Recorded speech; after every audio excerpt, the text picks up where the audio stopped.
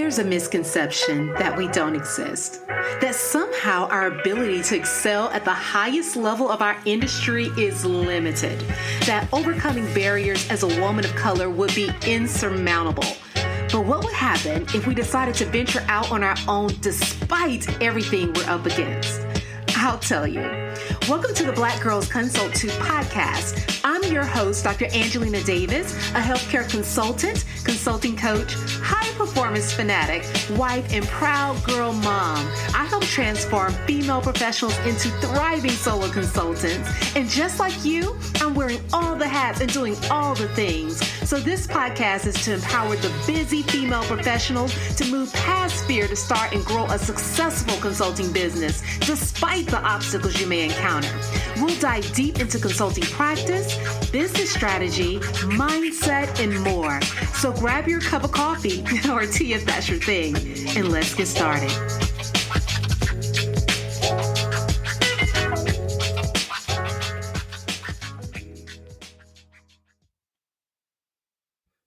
Welcome to the Black Girls Consult 2 podcast. And this is the Consulting Simplified podcast series. I am so happy that you have decided to take this leap with me in the next 5 episodes as we dive deeper into how you can remove some of the complexity in your consulting business and focus on simplifying your overall approach.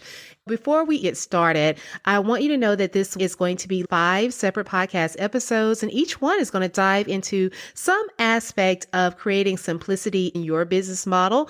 It is designed to help you as a standalone episode if you do happen to listen to 1 or 2, but it is going to work most effectively if you're able to listen to all of the episodes. We're going to talk about what complexity is, what that looks like in your business, how you can identify it on your end. We'll jump a little bit more into how you can alter things such as your offer, how you can remain more consistent in your approach, also how you can track and optimize your business processes so that you can work efficiently as a solo consultant or someone who has a small firm or agency. And then last but not least, we'll talk about that secret to you being able to attract and land more clients that align with your service and your offer. So with that all being said, let's get started and dive right in. A thriving consulting business is built on a solid business foundation and a consulting code that leads you toward your ideal business and your ideal lifestyle. And the great thing about this code is that it works for any type of consulting practice, whether you help clients with professional development, business management, grant writing, IT, or something entirely different. This consulting code is not rocket science and is not beyond your reach. And when you crack the code, it can jumpstart the growth of your solo consulting practice and is what you need to know to get started and land your first clients and nothing more. This is a step-by-step process I wish I had so many years ago. And that's why I wanted to share this with you and how you can do this too. So if you're interested in starting your consulting business and creating a desirable offer to generate leads for your offer and to make sales, then the consulting code is your solution. Visit www.excelatconsulting.com for more information.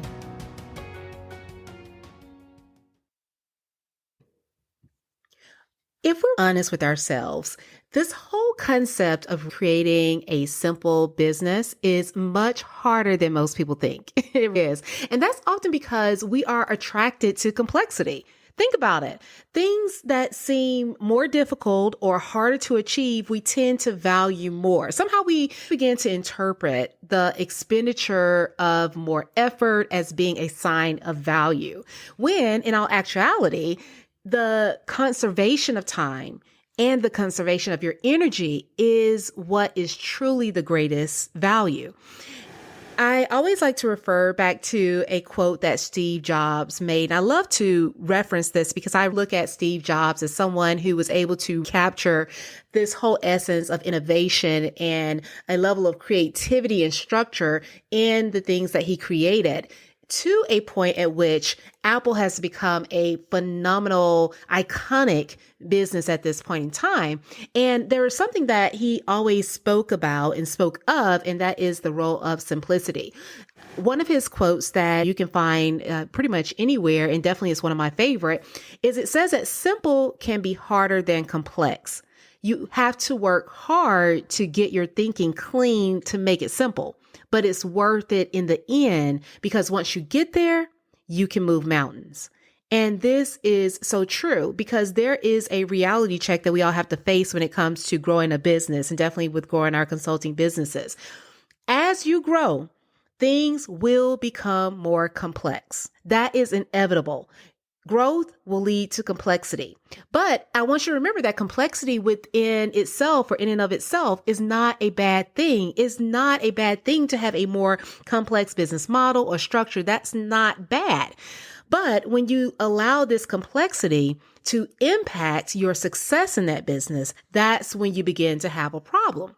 In very simple terms, I like to describe complexity in business, especially as a solo consultant, as the inability to effectively implement and maintain the necessary elements to support the development and growth of your business. When you are unable to carry out those things that are going to allow your business to grow, for you to make more money, and for you to build a successful and thriving practice, that's when you've reached a level of complexity that is hindering you and that is not allowing you to reach your fullest potential.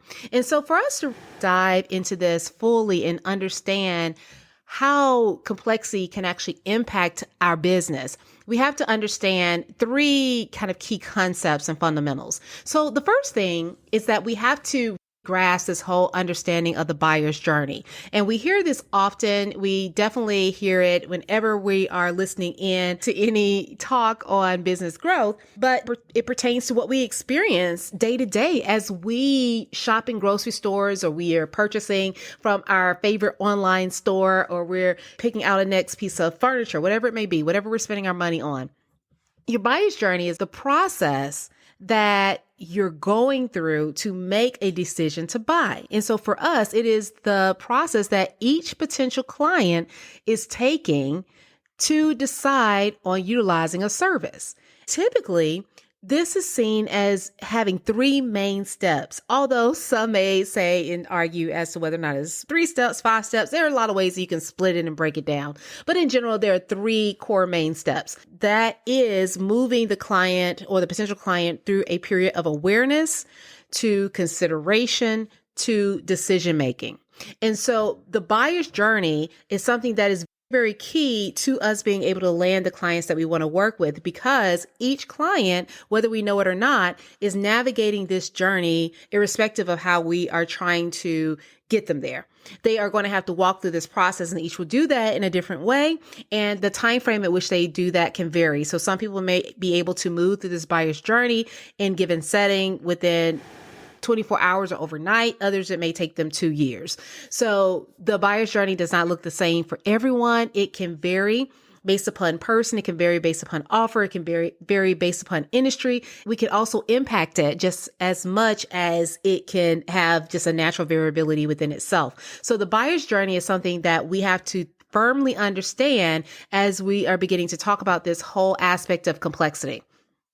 The second is that we need to know that from the buyer's journey, you establish something that we call the sales funnel. And this sales funnel, we think about when we are hearing about a lot of different online marketing ventures, or we're thinking about how someone is creating a funnel for an online evergreen offer or something of that nature. But a sales funnel is simply something that mirrors the buyer's journey, and it is a reflection of the movement of people along the path to purchase. So these are individuals that are going through the buyer's journey, and they're moving from these stages that we talked about of awareness, consideration, and decision making. And as they move through those stages, the numbers begin to decrease, which gives you the whole image or picture of a funnel as they move through that process. And that happens even for us in the consulting space. Although we may not necessarily talk about a sales funnel often,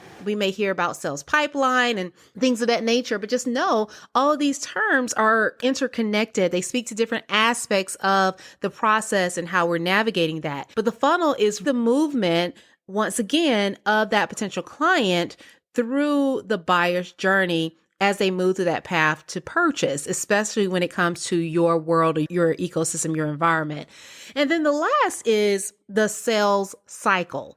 And when we think about the sales cycle, or some may mention a sales pipeline, this is talking about the specific actions you're taking as the salesperson to follow the potential client through that journey until the point at which you're able to make a sale. The sales cycle or your sales pipeline speaks to the actions that you're typically taking. We don't think about this concept as often, I feel like, in the solo consulting space, because we're used to seeing that used on a larger scale when people have massive sales teams that are doing a lot of this work. But the idea, the premise of this whole concept remains true even when you're working as a solo consulting as a small firm. You're still taking action to move individuals through this whole buyer's journey, through this thought process as to how they're going to work with you or decide to move forward to being a client. And you want to be able to effectively shorten that cycle as much as possible, right? Because you want to generate more clients, more revenue, and grow overall. So two of the most common reasons why many people struggle to land clients consistently in their business is because, one, they have either created systems to generate business that are far too complex for them to maintain, or two, they have no system at all. So it's typically one of those two things. And while it's easy to understand how having absolutely no system in place prevents you from producing the results that you desire, that was pretty much easy to understand. It is more difficult to grasp how the system that you may have created can potentially be too complex, and that be the problem as to why you are not landing clients consistently or attracting leads consistently that you need. So I want to focus in on this whole aspect of having more complexity present because, like I said before, not having a system at all, we know is going to cause a problem. Now, if you have a service to offer and you lack the clients that you need in order to keep your business afloat, have some aspect of financial stability and predictability in your business, then what that tells me is that there is more than likely a leak in your funnel. So we talked about before your buyer's journey and how that is the natural progression of how people move through the decision-making process. And then we talked about the sales funnel, which represents the movement of individuals through this process within your system or within your ecosystem or your world. And so when you have a funnel that has a lot of leaks in it, then you're going to lose people as they move along. And if you're losing everyone as they move along and you have no one to reach that final stage in order to move forward with working with you, then that is going to be problematic when it comes to landing more clients and landing more clients consistently. And definitely, of course, this is true if you don't have a funnel that's even in place or a way to strategically move people navigate them through this process. So in that regard, there are a lot of ways that we can have our approach to land clients, and we may have been able to land clients in the past, but then find ourselves struggling to make sure that this is working over and over again. And some ways that this can happen are things like whether or not you're attracting the wrong audience. So if you are attracting individuals that are not in alignment with the services that you offer, or maybe they don't find the value in the services that you offer, that's going to be problematic in terms of you being able to make the sale. If you're not listening to the needs of your audience and being able to address those effectively, then that's going to prevent you from being able to offer a service that is going to resonate with them and draw them in.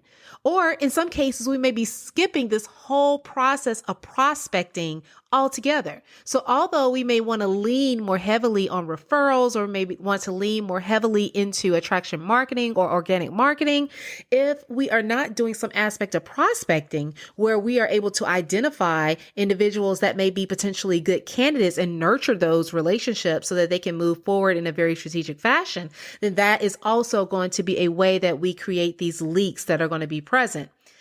Another is if you're failing to position yourself as an industry expert, because if your audience is able to look out in your industry and not recognize you as one of those key individuals that can provide some deeper insight, then that's going to keep them from thinking about you as a potential solution to their problem, because they may feel that their problem is much harder to solve or more difficult than you're able to actually address.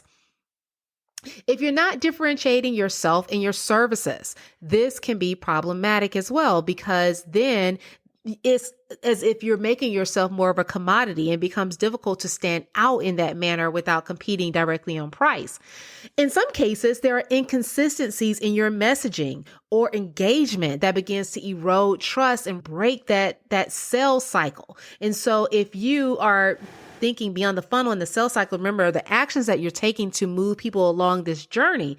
If you are being inconsistent in that approach, in that communication, and how you're showing up online, and how you are messaging on different platforms or through different materials that you're using for marketing, if those things are leading to inconsistencies, then people will not know what to believe. They won't know what to think. They won't know what to trust. And so therefore that can erode the trust that you need in order to land the clients and build the relationships in order to generate more business. If you are lacking nurturing your potential clients or your audience through education or connection, then there is going to be a gap where they have not been able to fully consider what you have to offer. And so you may leave yourself trying to take someone from a period of awareness straight to conversion, which is not going to be effective, I would say virtually almost at all. And also failing to track your data and to focus and adjust your efforts so that when you identify things that are not working, then you can actually fix them. That is another huge problem and can lead to a leak, because you may not be able to identify where you have these leaks that have occurred, and you're not able to plug them swiftly. And so therefore they grow and get bigger and bigger. And last but not least, if you are just not even making the offer to help, if you're not actively selling your services, then that is going to be also an area of concern or leak, because then you have moved someone effectively through your sales funnel and you get to the very end and you're not moving forward with that call to action. So there are a lot of ways that we can create these leaks in our funnel, in our processes, that can lead us to a situation where we are unable to attract leads consistently and generate clients on a consistent basis. So the one thing I want to point out is that although I listed a lot of ways that this can happen, and you may say, okay, I get it, but this is an overwhelming list, and how do I know how to manage this? The one thing I want you to understand is that the more complex your business model is, the more likely you are to have more leaks in your funnel. So I'm going to say this one more time. The more complex your business model is, the more likely you are to have more leaks in your funnel. And here's why this matters. It matters because the end result, if this is not fixed, is that it will lead to burnout. You will have lagging revenue goals. You can even potentially get to the point where you are just quitting and you're ready to just throw in a towel and close up shop. And the reason why this happens is because complexity actually decreases your ability to be efficient. It creates a situation where things are highly unmanageable and can feel overwhelming. And also it can cause confusion or a lack of understanding on the side of your audience or from the perspective of your potential client, which is often seen as being something that they don't feel comfortable with and they may not trust. And for you, it's going to create scenarios that are unpredictable. That means the results are unpredictable. That means the finances are unpredictable, and the ability to make a greater impact will be unpredictable. So the question is this: how do you determine whether or not you've made your business model too complex? And I want you to think about these 5 questions, because this whole episode that we've been talking about complexity has been designed to help you think about what complexity actually is, how it can look, and how it can play out in your business. And then I want you to think right now about ways that you may be showing up in your business and whether or not this reflects too much complexity currently in the way that you have things designed. So the first question is this: have you been able to expand your reach, your visibility, or your brand awareness over the last 3 to 6 months? Okay. Have you been able to expand your reach, your visibility, or brand awareness over the last 3 to 6 months? Just answer yes or no to these. The next question is, do you have a clear, repeatable, and effective process to land clients? So again, number 2 is, do you have a clear, repeatable, and effective process to land clients? Number 3 is, are you creating content on a consistent basis to showcase your expertise? So this can be in the form of a blog, it can be podcasts, it can be social media, it can be, even if you're writing a book, you wouldn't have to do that over and over again. But do you have a consistent way of showcasing your expertise? So the question number 3, are you creating content on a consistent basis to showcase your expertise? And number 4, are you remaining consistent with your marketing and sales efforts, even when you're working with clients that you serve? So number 4 again, are you remaining consistent with your marketing and sales efforts, even when you're working with clients you serve? And last but not least is question number 5. Do you have a way to measure and track the impact of your efforts and make adjustments to your process when necessary? So number 5 is, do you have a way to measure and track the impact of your efforts and make adjustments to your process when necessary? Now, here's the thing. If you answered no to any of these 5 questions, then it's time to simplify your approach. So if you cannot answer yes to each and every question, then it's time to simplify your approach. And that's actually what we'll be going to be talking about over the next 4 episodes. So I want you to continue to tune in. I can't wait to talk to you again in the next upcoming episodes. So take care. We'll talk soon. Thank you for tuning in to the Black Girls Consult 2 podcast. If you enjoyed today's episode, be sure to leave your review on Apple Podcasts, subscribe, and share it with a friend. We're on a mission to increase the success and longevity of women in consulting, and you can help us do that. Also, I'd love to hear from you, so let's connect at Dr. Angelina Davis on Instagram or LinkedIn. And don't forget to visit excelatconsulting.com for more information to support your consulting journey. Until next time, take care.